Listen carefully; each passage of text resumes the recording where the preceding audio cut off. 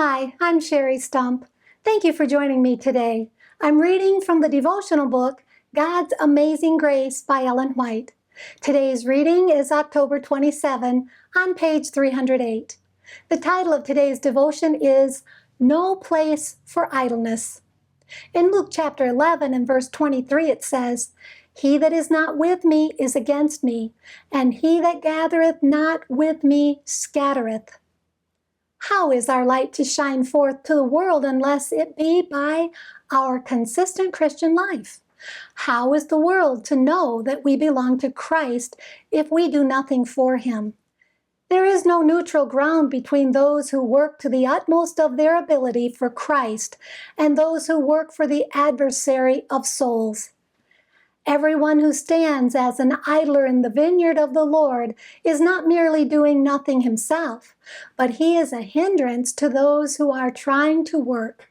Satan finds employment for all who are not earnestly striving to secure their own salvation and the salvation of others. Whenever a Christian is off his guard, this powerful adversary makes a sudden and violent attack.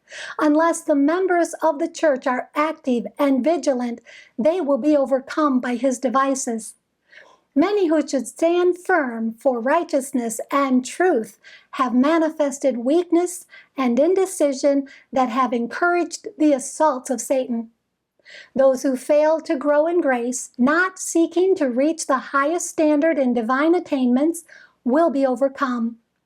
In this season of conflict and trial, we need all the support and consolation we can derive from righteous principles, from fixed religious convictions, from the abiding assurance of the love of Christ, and from a rich experience in divine things. We shall attain to the full stature of men and women in Christ Jesus only as the result of a steady growth in grace. It is the work that we do or do not do that tells with tremendous power upon our lives and destinies. God requires us to improve every opportunity for usefulness that is offered us. Neglect to do this is perilous to our spiritual growth. We have a great work to do. Let us not pass in idleness the precious hours that God has given us in which to perfect characters for heaven. We must not be inactive or slothful in this work, for we have not a moment to spend without a purpose or object. God will help us to overcome our wrongs if we will pray and believe on Him. We can be more than conquerors through Him who loved us. Thank you for being with me today.